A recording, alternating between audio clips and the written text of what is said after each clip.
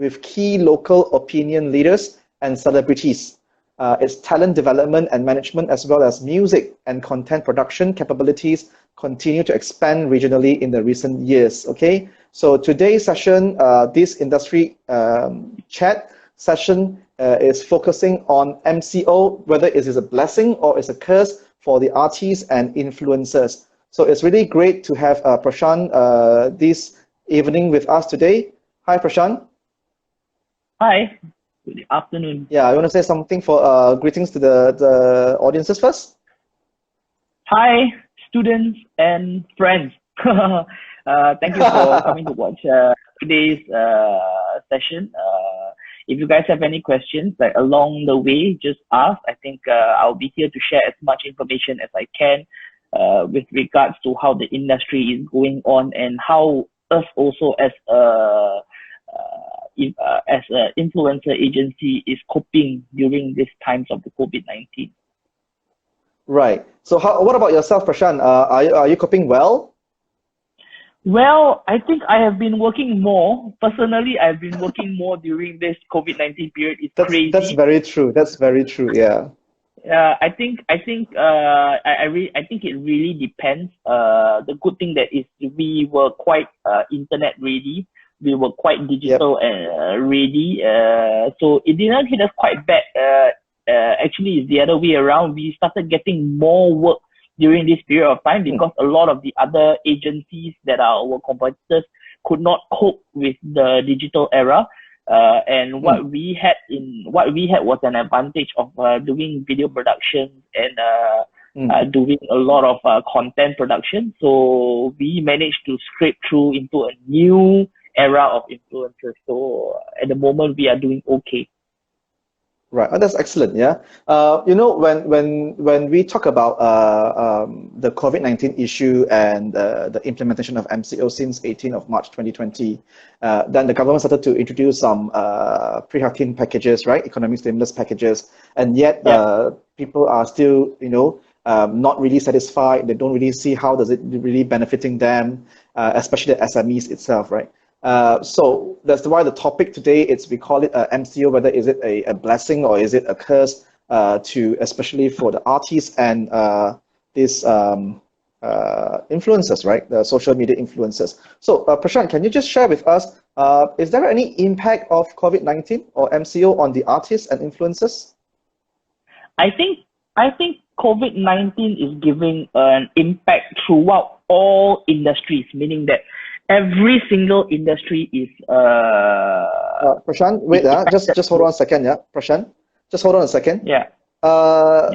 Some of you commented that you can't hear. Can you hear now? Can you hear? All industries, meaning that every single industry is You can hear, right? I'm not so sure why some of you can't hear. Maybe you can check on your volume, perhaps. Yeah, I think we can hear well. Yeah. Okay. Thanks a lot for the rest of you have feedback that you can hear. Okay, let's continue on, Prashan. Yeah, I think COVID-19 throughout all industries it has given impact. It's just whether how major the impact is. Now, for artists and influencers, I think there are two very distinct categories, right? I'm just going to touch on each one of them. Like for the artists, also you have the actors as well as for celebrities, you have the actors as well as the singers. Both of them are very deeply affected by the PKP at first, the MCO, because anything which is a live performance for singers is cancelled or postponed indefinitely. So which means, and with the PKP in place and the measures that the government is taking together with the Ministry of Health, it looks like there is not going to be any major gatherings in the next 6 to 9 months. So which means that artists who has been solely living on performance, means day in, day out, they make money through performing, right? Today, they will not have job anymore for the next 6 to 9 months. So they got to figure out what is next, right? For actors, actresses, they are very, very affected by shooting because all productions is put on hold. The government through FINAS is not giving any flexibility in terms of, oh, this production can go on because you need to air the drama by this date. No, all TV stations are being told, if you don't have enough content, air back past dramas or past movies. So all production is put on hold at the moment. So actors, actresses, they are all affected by this. Influencers, they are affected because they can't go for product launches, they can't go for events. There is no appearances. Means you cannot go for anything right now. And for people to actually send stuff to you, also it's a burden for the client. So everybody, in a sense, the whole industry is affected. Okay. So when they belongs to, I assume that when these artists and influencers, right, when they see themselves belongs to an organization where they need to work for the organization, for example, shooting of movies or open air events, for example, right? Obviously, they can't do that at this point of time. Yeah. So what will these artists and influencers do then during this period of time? Well, in order to it comes back to the readiness of each artist and influencer, right? Are you digital ready? I think it's not just the influencers and artists. Throughout every industry, are you digitally ready? Have you been avoiding? If you have been avoiding to go on social, you are dead now. Meaning that if there were artists or influencers, there are like singers and there are actresses who their main focus was, I only want to act. I don't care about the social media. I don't care about building my fans. Now you are in deep trouble because you don't have a platform. Because all this while you are very reliant on a platform, which is the movie or the music or the radio, right? And today you have a problem. You cannot release new music. You cannot release new movies. Nobody is going to go to the cinema.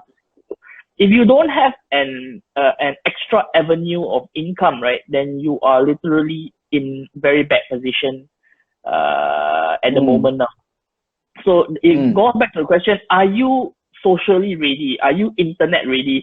If you are, then you actually have a backup plan right now. Figuring out how do I enhance my digital presence, how do I enhance my social presence to prepare for the future, because it's not just the MCO period that you're looking at, right? MCO period might end in 2 weeks time, it might end in 4-6 weeks time, even if it ends in 10 weeks time.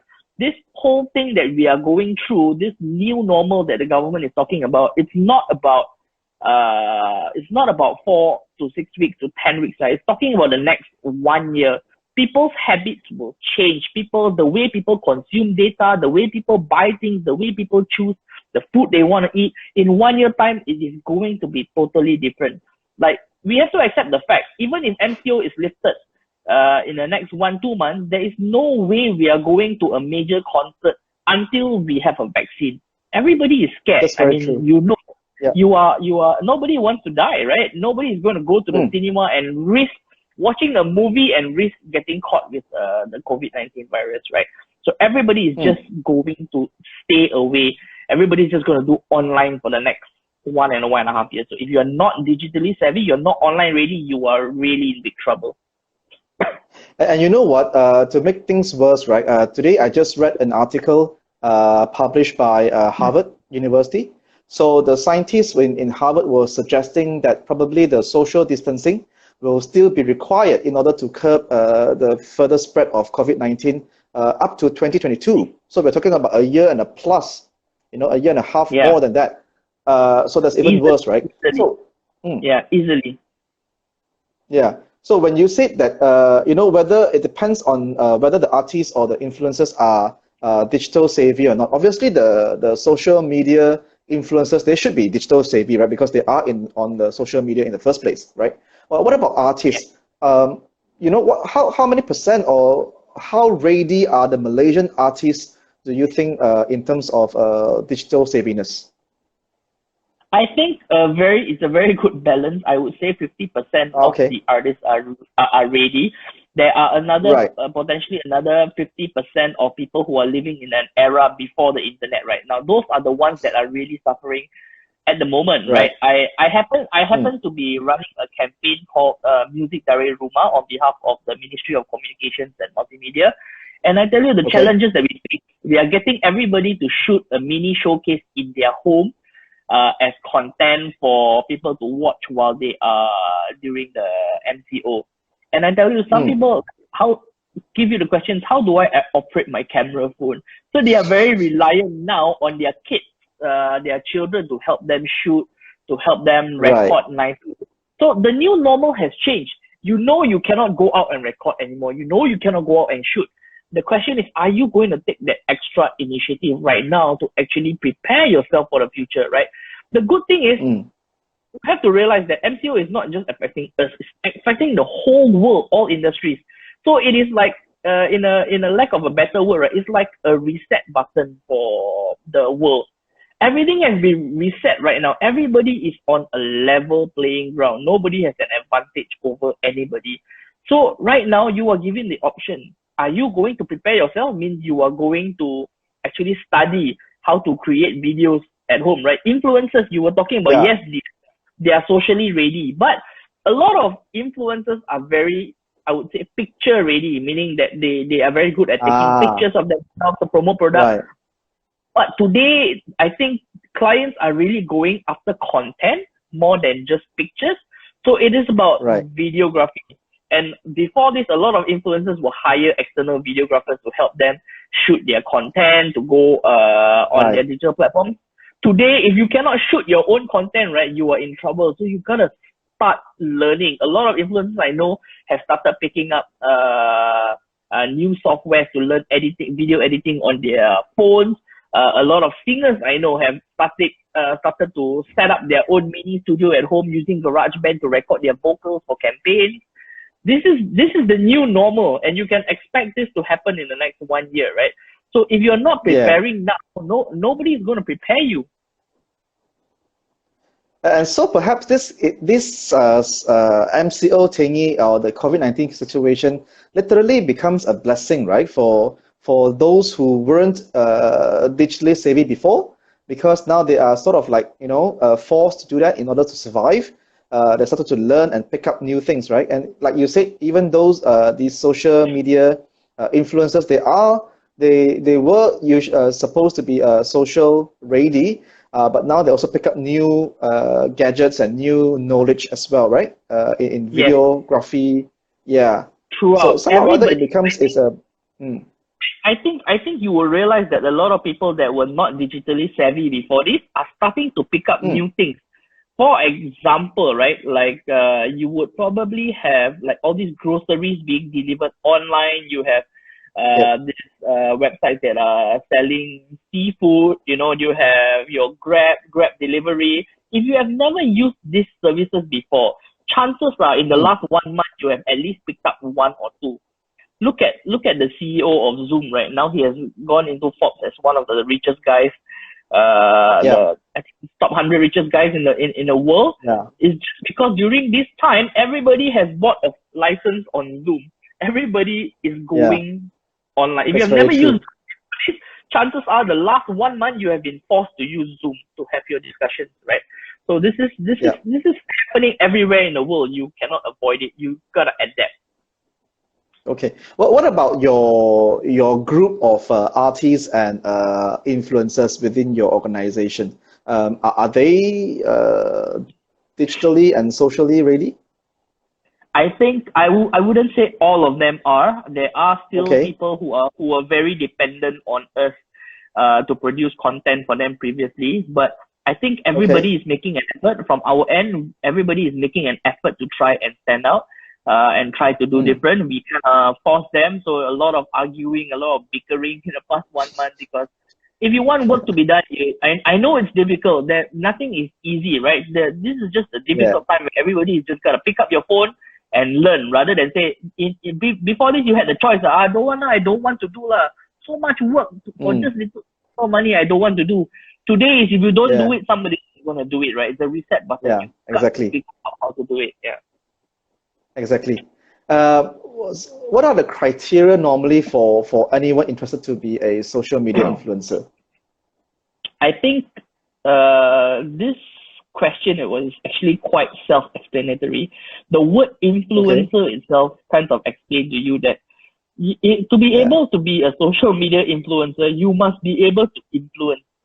Meaning that you need to have the power of everybody has a sort of power of influencing, whether you know it or not. It is the question whether you influence 10 people, or you influence 100 people, or you influence 1,000 people.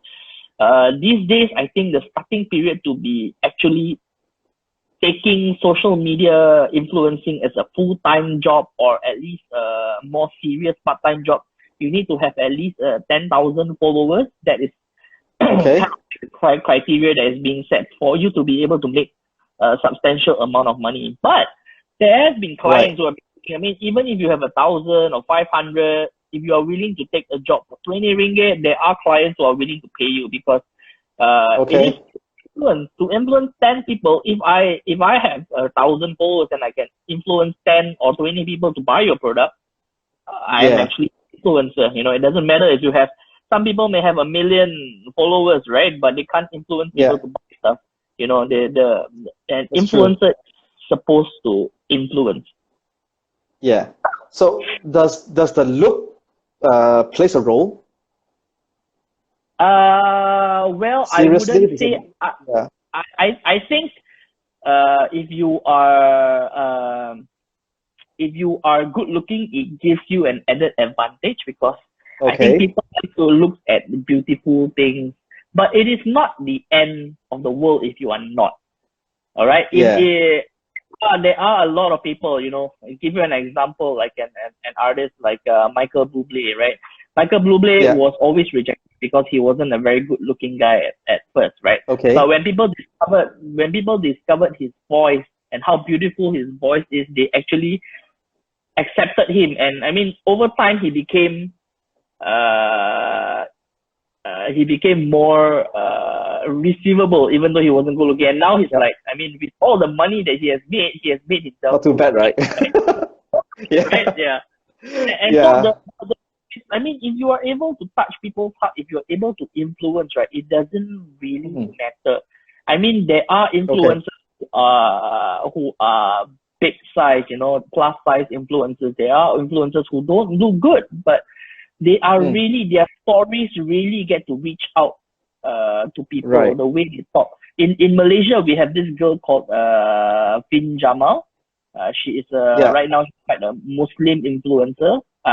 She's not good looking at all, right? Like she's not known for her looks, right? But she is known for her storytelling, and she's a singer, and she isn't even a good singer, right? She can't even, she's not like a pop singer that can deliver you beautiful songs and voice, right? But she's an amazing songwriter. And when she has a concert, people actually go and watch. You know, it's very much like, if you think, if from a global, if you know who Bob Dylan is, Bob Dylan isn't the best of the singers. He can't really sing, right? But he writes amazing songs, right? And people follow him because of stories that he tells through the song. So you influence people, influences influence people in different ways.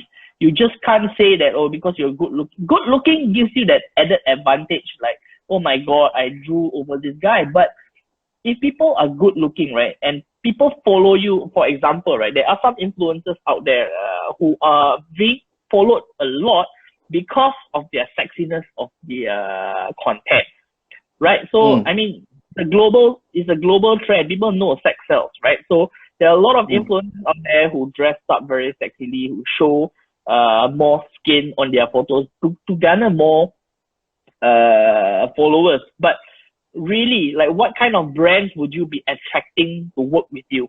The brands stay away from this kind of the society stigma. So no brands will come near to you. The brands that come to you are the brands that are selling sex products, right? So it really doesn't, it really doesn't make sense. But if you are good looking, if you're good looking and you have talent, then it helps you, it gives you a value added advantage.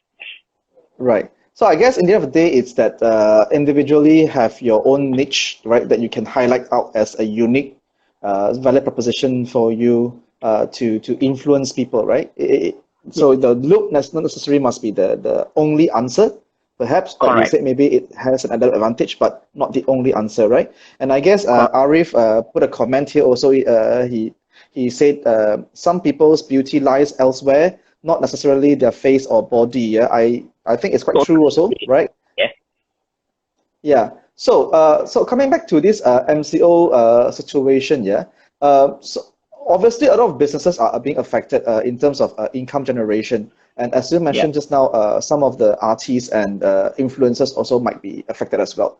But at the same time, I also heard that because everybody is going online now, yeah. So literally, it makes the cost of advertising online become more expensive because we know that there's much more demand now versus before MCO, right?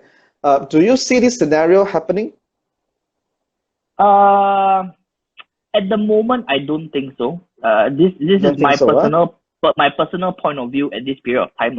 I think Okay, it is going to be more competitive, if anything. okay, Because look, before this, people could be picky in terms of the job they want because they have alternate income, they have a lot of other stuff that they can do. Today, right now, their income has been limited to more digital work only. Same thing like for my company, I used to do a lot of stuff. Now I'm very focused on doing the digital things, and right, we don't have the luxury of too much choices in terms of what we can do, right? We are limited to, hey, you are online. Can you shoot videos from home? Can you record from home? Can you produce products from home, right? And if you yep, can, and then there is a demand, you should take it because you don't know when is the next job going to come, and you're going to prepare this for the next right, 1 to 1.5 years. So pricing, I think it is going to be very, very competitive. But mm, like I said, the differentiator of this during these times is whoever steps up and says that, hey, I want to make money in this new era, right? It's a new opportunity for me. I want to learn how to create content. Like I said, the people who are just right, sitting down and waiting, right? They're going to wait for a long time. The people who are actually coming out and trying to make a difference in terms of the way they deliver content, those are the ones that are going to actually get jobs. right. Okay, welcome all of you again. It's 3:30 now. Today's session, we are talking about MCO, whether is it a blessing or a curse for artists and influencers. Of you who have just joined in, welcome again. And if you have any question for our panelists here, Prashan Chitty, you can list down you can put in your question in the comment box below. We will try to address those questions as much as we can, yeah? Otherwise, we will just keep on sharing Prashant will just keep on sharing his thoughts on whether this MCO is really a blessing or a curse for artists and influencers here. Okay. Now, last Thursday, I actually did a virtual discourse session on WebEx, yeah, with my two panelists, Yeah, Prashan okay. Kumar from Entropia, one of the top digital marketing agency in Malaysia, and also Yep. Mr. Xavier Ma. He's also a PR and digital marketing expertise as well.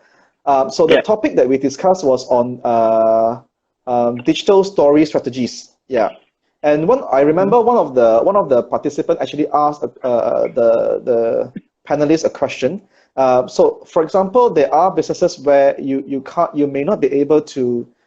It's a food business, for example, a high-end fine dining restaurant, right? And Yep. in order for them to ensure the product quality, the food quality, they may not choose to use a delivery system because that may Yep. affect the image and the quality of food in the end of the day, right? So the question was asking that, so in that case, what can they do in terms of digital strategy? And one of the thing that the proposed by Prashant Kumar was there are few objectives for people to embark on digital strategy, right? Obviously, the first one is to increase the revenue as much as they can, yeah. But if in that particular case, that fine dining restaurant case, they cannot sell because they cannot deliver. Very simple, yeah. Yep. And therefore, the objective of increased revenue will not be there for them to Yep. embark on digital strategy. So instead of doing that kind of objective, then it was suggested that why not you use this opportunity to keep engaged Uh-huh. with your customers, right? To use digital strategy to engage with your customers and also to continue to make them interested with your product, basically. So it's more Yep. of brand building instead. So I was thinking, if an artist or influencers, that they may be affected during this MCO period, and they can't really generate much revenue. And you were saying just now, very very true, yeah. If let's say there's some a client, you know, they might not be a very famous brand, for example, but they want to get exposure through your artists or through your influencers, and they may just pay you very little. Yeah, but I guess the benefit to the artists and the influencers is still that you still have that exposure during this period of time, rather than there's nothing at all, right?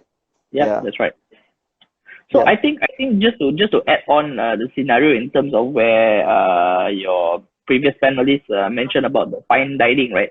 I think these companies, fine dining, they have to right now be more than ever prepared for the future, because number one, we have to admit, right, between even the T20s, the B40s and the M40s, right? After the MCO and after all this is being done, right, our economy is going to take a few years to actually get back to normal. Now, the truth is, once this is lifted, right, when we go out and buy things again, right, what are the things that you are going to buy? Now, you Brian, you have been living in lockdown right now for the past 6-7 weeks, like all Malaysians, right? Now, when you go out again this time, right, would you agree with me that your spending pattern is going to change? Yeah, definitely. Right? Your eating pattern is going to change. So there is a lot of people that is going to be affected. People know now, like, if you did not reserve your money previously, right, before the MCO, now you are going to think twice before anything you're going to spend. So luxury is something that people are going to just reduce on, right? So really, it's going to be a tough time for the top end brands. I believe they are going to have a hard time. But if anything, they should now prepare for post MCO period, right? Meaning that, what is your game plan after the MCO? You know people are going to come out, people are going to spend less. Do you have a strategy for that? How are you going to equip your restaurant to make sure social distancing is being is being used, right? To make sure that there is a safe distance between people. Look at how, I think, Korea, if I'm not mistaken, right now the restaurants in Korea all have they have dividers between tables, so that there's no fluid transfer at all, you know, which means that now it's going to take up more space. There's going to be less tables. Everybody's business is going to be affected. But are you going to be COVID ready or not? Right. So that is really the question. Yeah. That's very true. We have a question here, Prashan, by Single Multiplayer. He asked, would esports player or video game streamers be considered as influencers? And if so, what is your opinion on them in this situation? Well, if you are a player, I wouldn't say that you are an influencer yet. Okay, I would say the right term is you should be an esports influencer, not an esports player. It's good that you are a player, right? But that playing gives you an added advantage. Now you just have to figure out how you're going to use that advantage to actually influence people. Now, esports is the next big things in the influencer arena, right? There is a lot of opportunities coming up because globally a lot of new brands, a lot of new games are being developed every day. So this is actually a very, very huge opportunity for the influencer market, right? And anybody who jumps on it now, you will see the benefit in 3 to 6 months time. So I do see a lot of influencers, a lot of YouTubers who are starting to jump on this bandwagon. Just for information, right? The number one YouTube earner for many years in the world is actually a gaming channel. So it's a person, his name is PewDiePie. He makes averagely, I think, about $9 or $10 million a year just by playing computer games and streaming it on his YouTube channel, commenting on the games, teaching people cheats, teaching people how to play, just making it fun for people to play, and he makes a lot of money just doing that. So there is a big market for the gaming industry, especially in Malaysia, is whether you can capture that audience or not. Right. So it's really if they are currently the esports player or video gamers, then it's best for them to venture into some avenue to be an influencer, right? That's what you said, right? That's right. That's right. Yeah. So we also have a question earlier on asking any artists or influencers in KDU that you know of? Yes, definitely. Yeah, I think some of our students currently are quite famous influencers like Sharifa Rose, Shalma, Yana. Yeah, the band Insomix as well. In fact, we also have our alumni. Some of our alumni were also there are still influencers and artists like Nilofa, Aisha Sinclair, Jacqueline. For example, yeah, all these are some of our alumni. Proud alumni basically in this field itself. Yeah, Tiara Jacqueline, for example. Yeah. Yeah. So we also have another question to follow up my e-sport question. Currently, BMW and Nike have been sponsoring top esports teams. Would this be a decent method for a business to build their brand? Do you think brands like BMW and Nike sponsoring top esports teams is it the right way to do so? Do you think? Well, like I said, esports is a very, very new arena right now that people want to be involved in. I don't know about BMW because BMW is a very top-notch brand, right? They are an elite brand. But Nike, I would understand because esports is a very mass product, right? Everybody, every kid today plays. You know, I look at my nephews and nieces, right? They all day they're just playing sports. I mean, they're just playing games on their tablets, on their phones. So really, esports and gaming, right, is out of the world now, right? And I think that a lot of brands are jumping into the bandwagon because of what the previous government did, right? There was a lot of focus on esports given by the government, the previous Kementerian Belia. So YB Sheikh Sadiq put a lot of focus into esports because he was a very strong believer of that. And I think brands literally want to follow trend, and when they know there is such a push from the government, they wanted to jump on the bandwagon right? Yeah, correct. So I think in terms, it is like when you sponsor a esports team, right? It's like sponsoring a football club. Right, you want to sponsor Liverpool Football Club at this point of time, right? Anybody which is given an opportunity, you can afford it. You want to sponsor a football team in the Premier League, but if you can't, you at least a company pride, they should be supporting some local sports team. And when you don't have enough local sports team to sponsor anymore, you go to esports, which is also quite fun. And then the younger generation, they are more into esports than sports. So I think it is a sustainable way of building a brand, because if you jump on the bandwagon right now, it's cheap. It's cheap to sponsor these people at the beginning of the climb of their industry, right? When esports becomes a number one sector in Malaysia, then you cannot sponsor anymore because the price will be 6 figures, 7 figures. It will be very, very expensive. That's true. Yeah. We have another question here. What post-MCO plan do you suggest the government should do? Maybe specifically to your industry, in the entertainment industry here, for the artists and the influencers, perhaps. Yeah. I think as part of the, I'm also part of the music industry, and we have received surveys from the government, specifically Kementerian Komunikasi last week, in terms of suggestions on what and how our industries can open up a little bit post MCO. Now, I have to admit, right, like right now, I'm also afraid that if MCO gets lifted now, I am also afraid, because I don't want any lapse.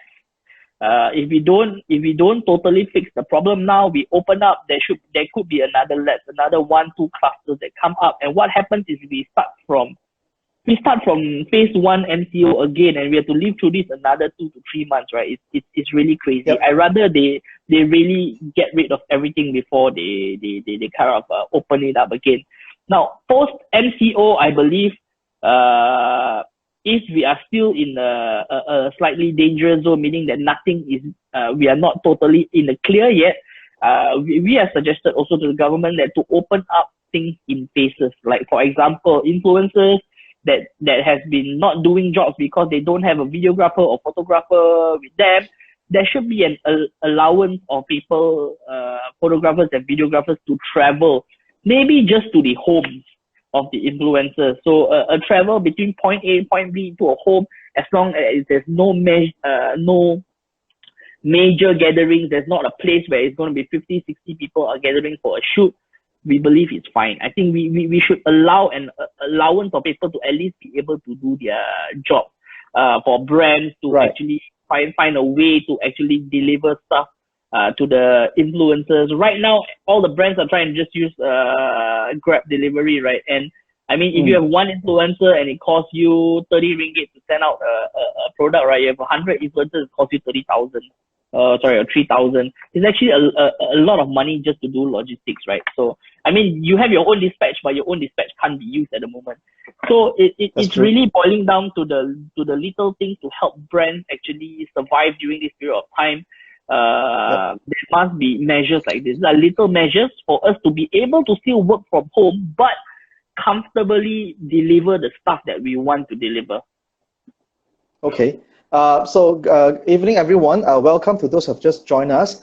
Today our session on virtual industry chat is focusing on MCO, whether is it a curse or a blessing for the artists and influencers. And today I'm very proud to have my panelists here, Prashan Chitty. He is the CEO of Paranormal Group Asia and focusing a lot on nurturing artists and social media influencers. Yeah. So if you have any question, please leave down your questions on the comment box below, and we will try to address to it as much as we can for today. Yeah. So the next question that we have is from QWESZ98. What do you think about the top 20s artists, T20s artists issue few weeks back when the government announced the economic stimulus package? Well, really, to be honest, I didn't really agree with them. Like I said, okay. If you were if you were following the interview earlier, I talked about how you are digitally ready for COVID, right?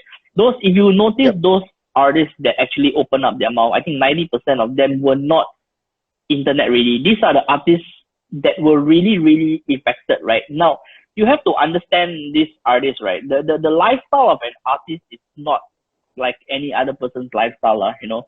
Every day, every few days when they attend a different show or they attend a different event, they have to buy new clothes, they have to dress up, they have to get makeup artists to dress them up, they need to get stylists to dress them up. So there's a lot of money being involved. Yes, they make a lot of money, but whether these artists have savings or not is a big question mark.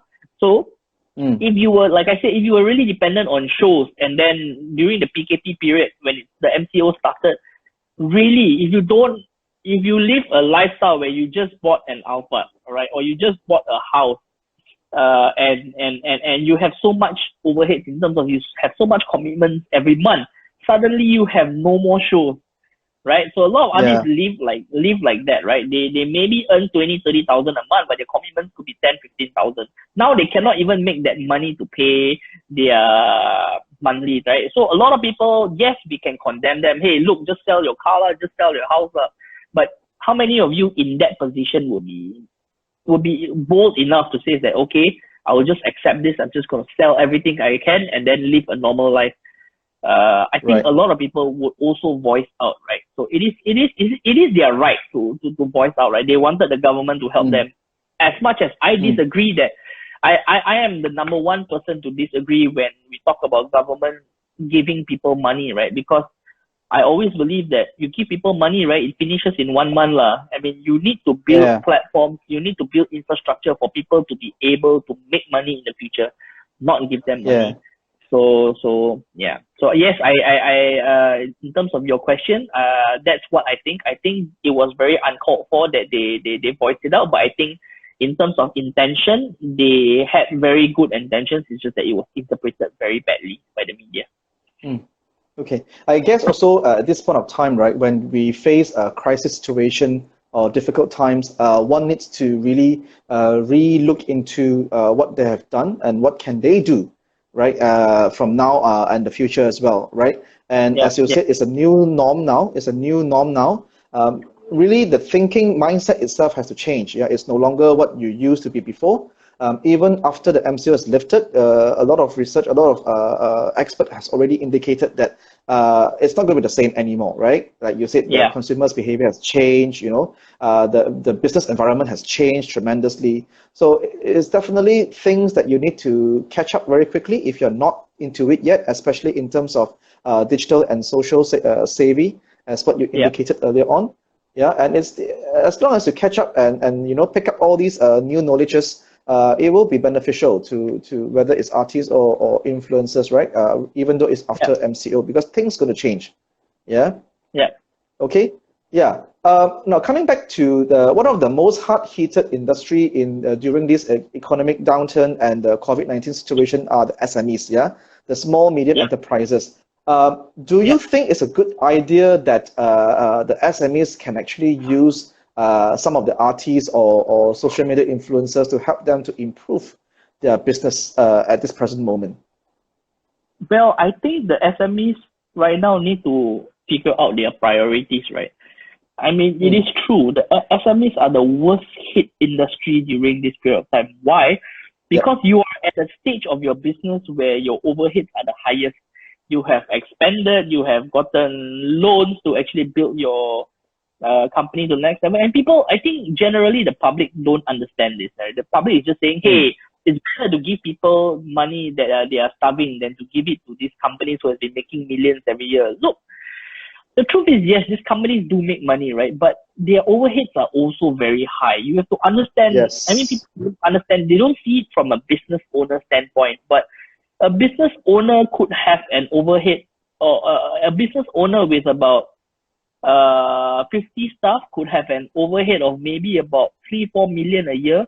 So they have to make 5 million just to make 1 million. Yep. And of course that 1 million is being invested back into to grow the business continuously, right? But when this point Correct. of time hits, right, in the next 1 year, if they cannot meet their sales target, they are in the loss of 2-3 million every year. So they lose more in a year than they have made in the past few years. So you have to understand, Mm, like, I think business owners are very badly hit. Now, for me, in terms of the SMEs, they have to figure out how do we move forward from this, right? If we cannot do business now, a lot of people say, so we cannot do business now, so how? We just close up, right? Or we just wait, right? There's no such thing, right? I think number one, businesses now have to figure out how they want to move forward. Like really, mm, if you have a product that you think, for example, right? I give you a very very clear example now. If you are a printer company or a yep. toner company, right? I'm talking from first-hand experience. In the past 1 week, I've been trying to buy printer toners for my printer because I can't go back to the office Yeah. to do document printing and scanning, right? So I want to buy a Yep. toner. And out of the 10 companies I reached out to online in terms of I want to order toners. Yes, the stocks already are available, but we take 1 week to ship to you. I'm like, huh? Mm. 1 week. And the shop, the company is in Selangor, right? They're not even, you say, Okay. Johor or China or anything, right? They're in Yep. Selangor. They have ready stock, but because they cannot cope with the current situation, right? So there is a lot of room for businesses to improve at this point of time, right? People need Yep. things fast now, and they need things delivered to the doorstep. Whoever is the brainiac who comes up and says, "Hey, look, I'm from the printer industry. I'm gonna make sure that everybody gets on same day delivery. It is a bit more expensive, but look, I have to print my daughter's homework for to submit to the Yeah. teachers in I 2 know days that. time. Yeah. I'm not gonna wait for your toner for the next 1-2 weeks, right? I need my toners today, right? And if it's additional 20 Yeah. ringgit, I'm gonna pay for it, right? So really literally it's about SMEs now who wants to step up the game and come into this zone to deliver what is being missing at the moment. Really, I think everybody is just buying things online now, right? But the fact that you're going to get your things 2 weeks later, 1 week later, you know that when you want to buy something, you want it now. That's why you go out and buy it, right? But because you cannot go out, you resort to Shopee, you resort to Lazada, you resort to Buddha. But if it's going to take 1 week for people to deliver to you, I think there is going to be a problem lah. So we know that there is a demand right now. So it's how you meet this demand. So SMEs, coming back to SMEs, I feel there's a lot of room for SMEs to improve, for them to change their thought of mind. If they are still operating like the old normal, then you are going to find yourself in a very bad position in the next 6 months, right? If you have a competitor that is following the new normal and trying to catch up now, like I said, it's a reset. Whether you are HP or you are a local product right now, it doesn't matter. It has been reset. Right now, people just need things quick. Can I use it? Is it a good price? People are going to look for value at the moment. So if you are not jumping into this, you just say, never mind lah, MCO is just another 2 weeks, let's just wait. And then we go back to normal. It is not going back to normal, right? If you think that way, your business is going to hurt. You know, and very recently, and one of the SMEs that was really badly hit was Christy Ng. I think she was making a big hoo-ha out of it. Like, I mean, she has she can't even go into production, and then Raya is in 3.5 weeks. Correct. You don't have a product to sell, so you have to understand their frustration. I think SME owners need to figure out like how they are going to do their business. I mean, the SMEs are not making noise really. They are not really shouting everywhere, posting, but they really need to figure out their next step. So in terms of whether or not they should use influencers, my answer would be, if you think influencers fit into what you want to do, like for example, if you have a solution to say that, okay, I am going to deliver you printer toners on the same day now, and then you look for all those influencers who have kids and says, yes, now I can get my toners and my printers on the same day because I can print homework for my children. So anybody that is a parent that is looking at this like, oh shit, I know where to buy my printers and toners now immediately, right? So if you have a solution for that, then it makes sense to influence and to get your message out there. But if you are just gonna say, oh, we have printers and toners available, shipping is gonna take 2 weeks, then I mean you're just wasting your money lah, you know. Or shipping is when MCO is being lifted. We don't know when it's going to be lifted. Yeah, that's true. Okay. Good evening, everyone. Again, it's already about 3:55 now. We're going to end this session very, very shortly. Yeah. If you have any further questions, you actually. Yeah, go ahead. If you need to, you can do slightly more than an hour. I think Instagram allows you more than an hour now. It's just I don't know, because last few sessions I had, it automatically shut me off like 55 minutes later. So I don't know why that it will start. Yeah, it will go on again. So if it's shut off later, I have to apologize to everybody first. Yeah, so that we will end there. Otherwise, we will just keep on continuing. No problem with that. Yeah, I'm just getting ready for that only. Yeah. So for all of you just attended earlier on, so thank you very much for attending. This session is brought to you by UW Malaysia KDU School of Business.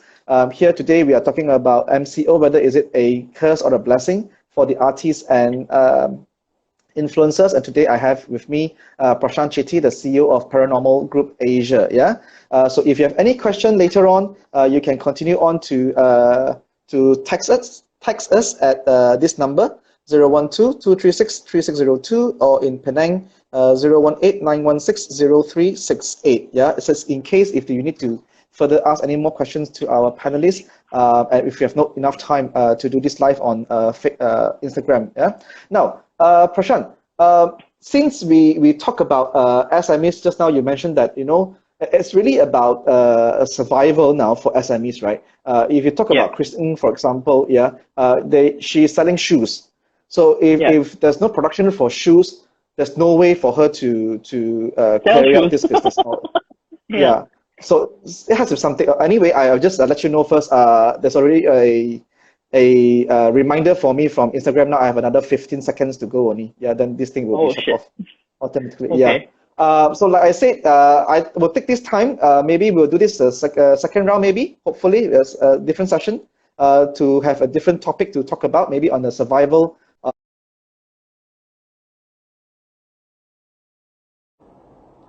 Go online over video or not.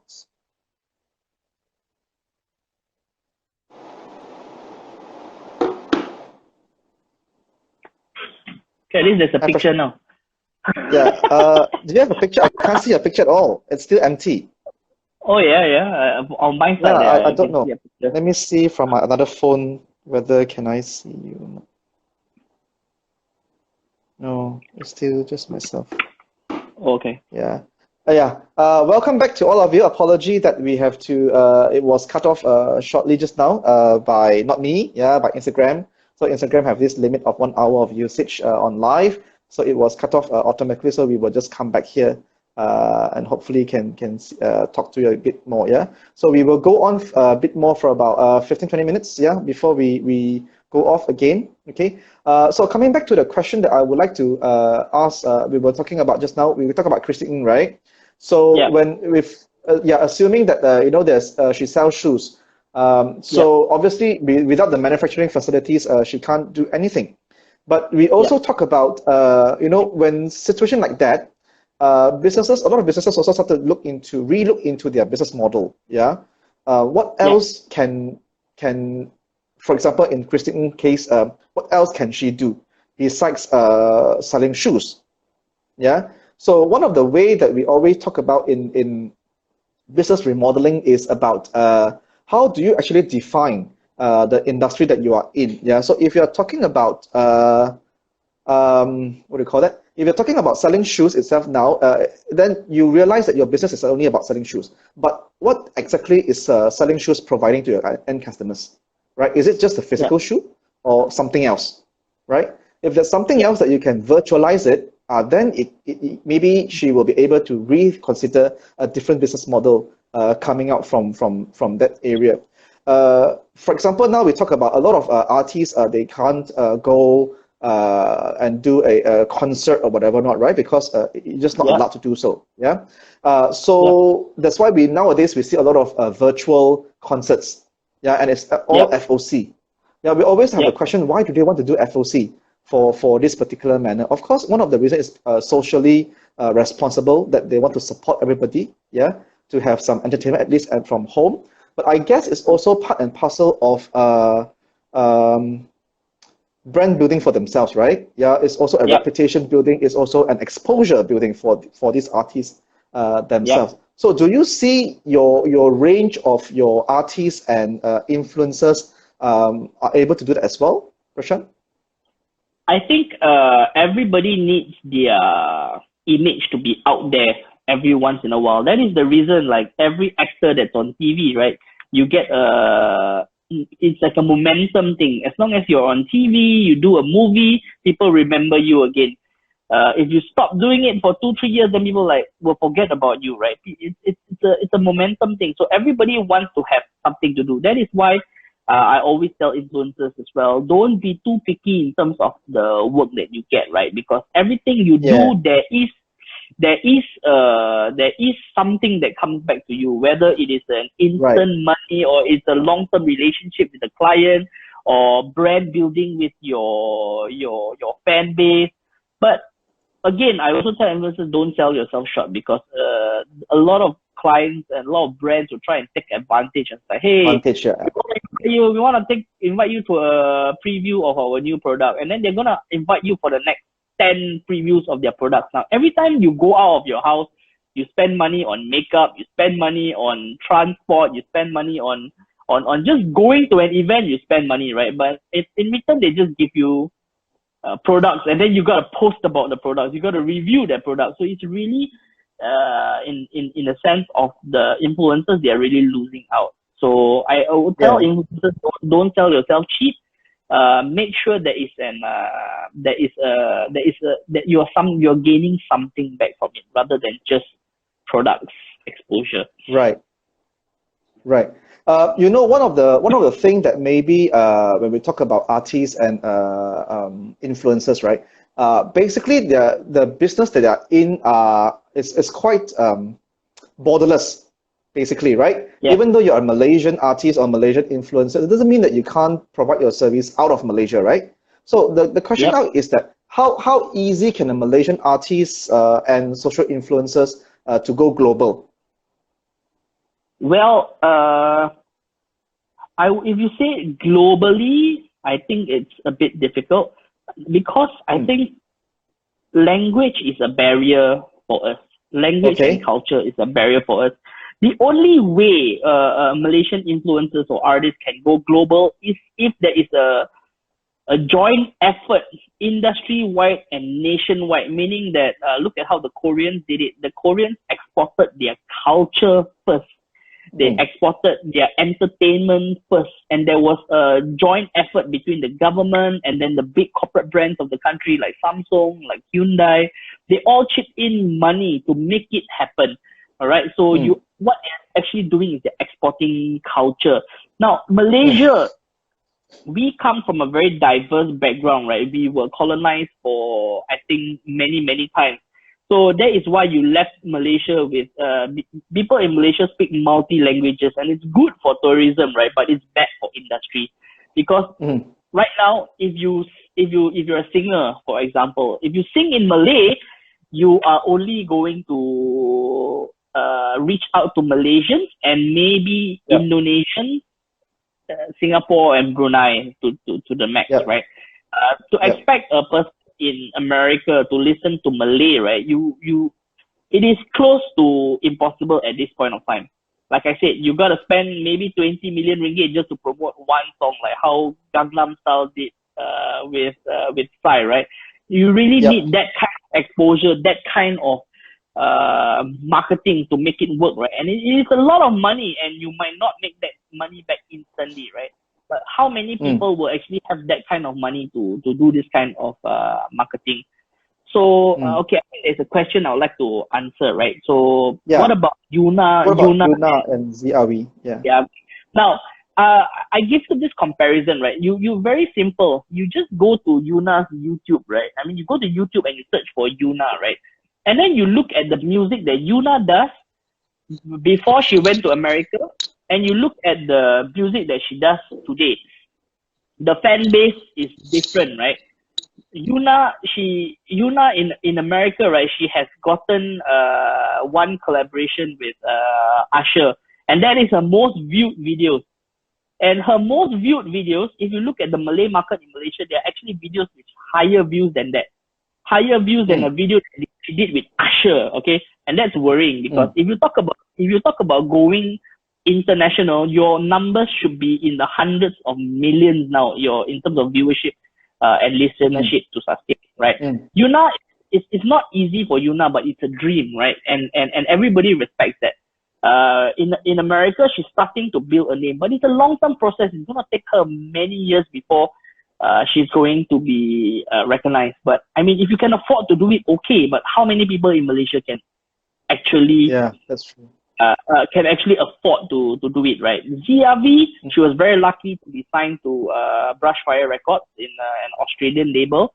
But really, ZRV today, she is still, I wouldn't say she is a comfortable artist, means like she is, if you say that she's an international artist, she is, because she has released music for an international audience, but her audience remains still not very big.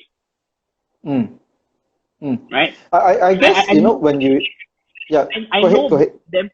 I know both of them personally, so I'm allowed to comment on this. Okay, at least he won't come back to you, yeah? Yeah. When you talk about language, right, and when we talk about music especially, we always say that language is not really a barrier, when it comes to music per se. That's why you can see the K-pop songs are so popular around the world, even though we do not understand the language itself, right? It's a Korean language, but we have no idea. But maybe we like the beat, we like the person, we like the MTV or whatever not, right? And in Korea, somehow or rather, as also you highlighted, they export the culture. Yeah, literally they created a K-pop as a culture. Otherwise, it's just nothing, right? It's just nothing. Similar goes to the K drama, for example. All these become culture, yeah, and it's part and parcel of the government's strategy to promote the country and come up with all these products, yeah. So, giving that example there, what would you suggest, yeah, to the Malaysian government that we actually can also do the similar thing, yeah? So why not a Malaysian pop? Yeah, I don't know anything that is representing who we are as a Malaysian, whether it's a movie. And you also can see recent years we have quite very interesting movies that actually able to go overseas as well. Yeah, able to accept some, getting some acceptance overseas in some film festivals as well. So why not? Yeah, that we can go global as well. So you as a CEO of Paramount Asia, what would you probably suggest to the Malaysian government that, hey, why not we also can do something like that? Well, I think that's a very good question actually. I think there is potential. I'm not saying that there is no potential. There is potential, right? But the money that has to be put into an initiative like that is really huge lah. And really honestly, Malaysia government has no track record in spending this kind of money on the entertainment industry, right? And the one time that they actually did was a production of a film called The Kingdom. I'm not sure if anybody has heard it. So it was a splurge of Malaysian money into this film called The Kingdom from KRU, and the film didn't do very well internationally, right? I mean, in terms of how much we spent. And then after that, it just got so much criticism, government just stopped. You see, that's the problem, right? The K-pop thing, right, took them many years to develop. It is not they basically spent in 20 companies, right? I think they spent 20 million per company for 20 companies. Means they spent about 400 million on 20 companies, and only 2 companies survived. You know, which means the other 18 companies died, right? But these 2 companies, which is JYP and I can't remember which is the other one, they actually brought their music global, and now they are challenging the Americans at their game. If you realize a lot of the music being produced by the K-pop now, the producers are American. They're actually using Americans to actually make their music. Right. So, like I said, if you want to use Americans to make your music, right, the cost, right, you're looking at about $20,000 per song to write a song to produce a song from America. And that is just crazy. It's $20,000 to use their infrastructure. We cannot even make back that kind of money here. So, I mean, we are not at that level to say that we can just straight away jump to it. It could be hundreds of millions being spent by the government before we go anywhere near that. So if you ask me whether I see the government spending hundreds of millions anytime soon, I don't think so. I hope I live through a lifetime where I'm able to see it, because then our music can really go somewhere.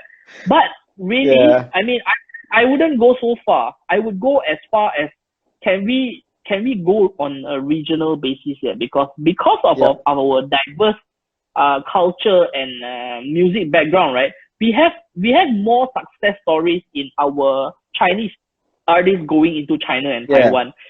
We should continue the legacy. We should grow on that legacy. We should use those artists to introduce new artists here to go there. We want their money. We want the Taiwanese money. We want the China people money, right? And in the past, we had Malay artists who are very strong in Indonesia. We want to build a bigger Indonesian presence for our new music industry. For India, we can actually penetrate countries because we do have singers singing in Tamil, right? This for me is a easier win. But if you talk about going international, as in doing English music to go global, I can tell you it's a very the fight is at this point of time is almost impossible. I'm not saying it cannot be done, but I'm saying it's almost impossible. So if you really understand the market, you're taking it one step at a time to develop. Our we are just so small. Our population is actually just very, very small. We compare ourselves to Indonesia, right? Our Malaysian population is just Jakarta population. Right now, to grow our industry, we need more listeners. So we need to attack the targets that is easier, that is fastest for us to reach first. Well, to be very frank, yeah, any industry for any industries in Malaysia, Malaysian market itself is literally very small. Yeah, not Yeah, just for the music industry. Yeah, retail yeah, industry, the education industry, everything for us is too small for here, yeah, and we always need, we always need to go abroad, yeah, to expand our market potential. And when you talk yeah, about China market, obviously it's a very huge market, yeah, especially for the music industry, and yeah, it's not just about for the Chinese population to get into the China market. We have a very successful Sheila Amza, yeah, in yeah, China, doing very well. Yeah, obviously yeah, she has to adapt to the culture and the requirement of the Chinese yeah, market itself, right? But that doesn't mean that you are not the Chinese, you can't get into the market, right? It's really about yeah, how open are you to adapt to new changes itself, right? That's yeah, why I always have a thought that, even though you're a Malaysian artist and influencers, you always can consider to go abroad, yeah, to go global. So that's why the question I was asking, how easy and for these people to actually go overseas, yeah, maybe in the bunch of artists and influencers that you have before and currently, how many of them able to go regional or global? yeah. Okay, I think regional wise, we have a lot of artists who are ready to go global. I like a few questions that's being put up by this social distance thing, right? Yeah, I just gonna answer this before I go there, right? Artists need to support each other, right? You see, true. the challenge we have today, right, is that our market is so small. So when you Yeah, manage to capture the market, right, you don't want to share. That's the fact. yeah, Nobody wants to share a pie that they don't have enough to eat. So correct. it is challenging, right? They're competitive with each other, of course. It is very competitive because they don't have enough money to survive. They are not like the K-pop artists or the American artists who, you see, when we were colonized, the Americans have already gave us their culture, so we are a bit more open to American culture, right? We are a bit Yeah. more open to British culture. I mean, unfortunately, Malaysia, we have never colonized anybody, right? So we haven't even given our influence to anybody, right? So Yeah. uh, that is the truth. And then to answer the final one that she did, ZRV speaks Mandarin. She did a little China tour. Yes, ZRV actually speaks Mandarin. She actually just spoke Mandarin to me yesterday, and she did a mini tour in China as well. Yeah, Okay. but like you said, it's a mini tour, right? Like, are you expecting? You see, China, the bigger market is like Sheila Amza. Really, Mm, you are right. She got a very big uh, following there, right? But the truth is this: mm, Malaysia, we have too much netizens, this keyboard warrior syndrome that we have right now, and our politics are very much dependent on this. Because for me, I think it's stupid, but really, it's the politicians are just afraid of their positioning at the moment. Now, if you ask me mm, what was the right thing to do when Sheila Amza penetrated the China market, the real answer would have been, "Hi Sheila, can we give you 50 million and develop something together with you to mm, bring your music to the next level in China and to hopefully export more Malaysian artists to China, for example." mm, But if this was mm. to make public, for example, Malaysia spends 50 million on Sheila Amza to try and go global, what do you think netizens are going to say? Hey, that's my money, man. Yeah. That's taxpayer money. How can you spend this kind of money? Blah blah blah. You see, Yeah. it's a society stigma. We are not ready for this kind of moving forward, right? So I think Mm. if the government wants to do it, it has to be a smarter way of doing this. Of But doing it. unfortunately, like Yeah. I think we are not. Yeah. Personally, Malaysia is not ready for this. I see. Okay. Interesting. So welcome to all of you. Yeah. We probably spend another 5 more minutes. Yeah, before we will Yeah, call this off for today with Prashan. So this session is brought to you by UOW Malaysia KDU School of Business. Yeah. The topic for today is on MCO, whether it's a blessing or a curse for the artists and influencers. So today I have Prashan Chitty here with me. If you have any question to ask him, please drop down in the comment box below. Okay. So let's talk a bit about what are the themes? Yeah. What are the themes that mostly able to attract audience's attention nowadays?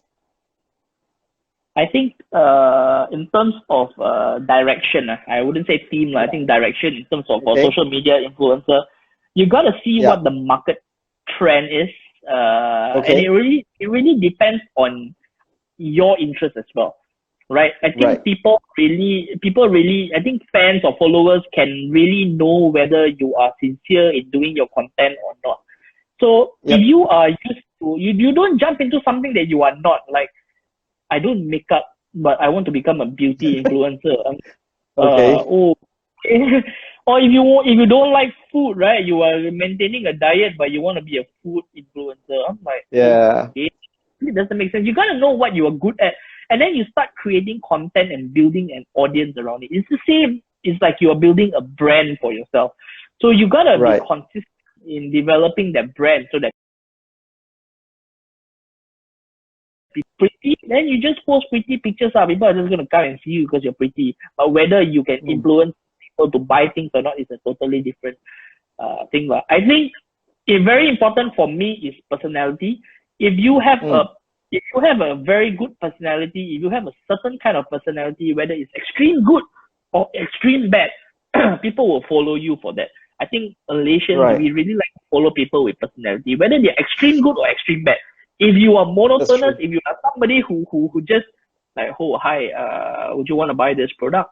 It's like, who the hell wants to watch you, right? You really Yeah. have to have ideas. I mean, it's people think that, oh, influencers job easy lah, just take a picture with a product. I mean, nobody knows that when an influencer takes a picture, right? They take five Yep. minutes to take one picture, but they take 3 hours to edit that picture. Nobody knows that, Yeah. right?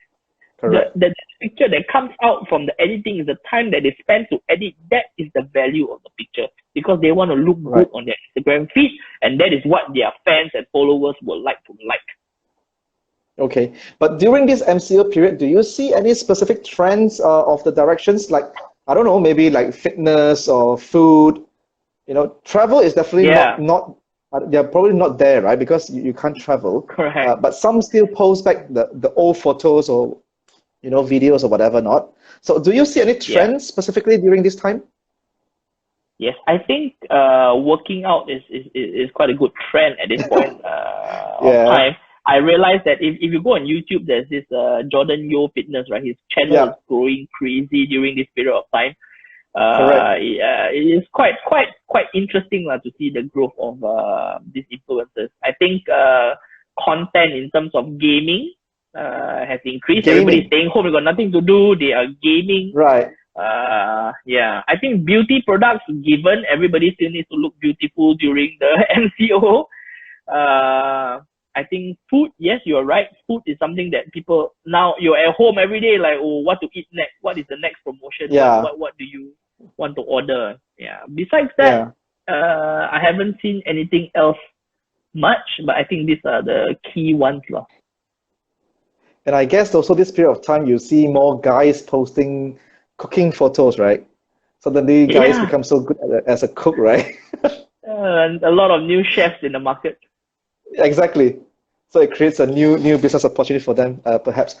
Okay, Yeah, so yeah. thank you very much for everybody for your attention today and attending this session on MCO, whether it's a curse or blessing for artists and influencers. Yeah, today I have with me Prashan Chitty, okay, the CEO of Paranormal Asia.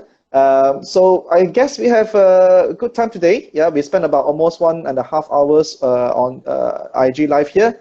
What is your last advice to everybody here, Prashant? Well, I think that I would like to advise everybody, please stay home and stay safe. That's the most important. But above and Right? all this, if you are an influencer or whatever you are doing in the market right now, think ahead.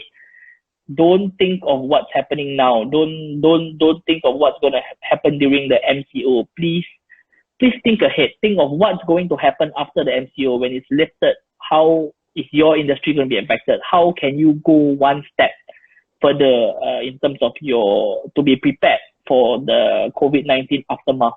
Really, it's about knowing what you can do and expanding on those new ideas. Don't get left behind. You don't want to be the Nokias of the world. Yeah. Okay, so that's all for today, everyone. Thank you again for attending this session today. Hopefully, I'll see you next time in a different session. Yeah, and those of you who are interested into a finance topic, we have the next session on virtual discourse session on this coming Thursday at 8 p.m. Yeah, 8 p.m. This Thursday. I have two panelists with me. The first one is Dr. Ong Eng Bin. He is the CEO of OCBC Bank, and also I have Razif as well with me. He is the CEO, acting group CEO, in fact, of Cradle Fund. Yeah. So otherwise, I'll see you next time in IG Live here. Thank you very much, Prashan, for your time, and great to have a chat with you today. Thank you. Goodbye, everyone, and stay safe. Yeah. Bye. Goodbye.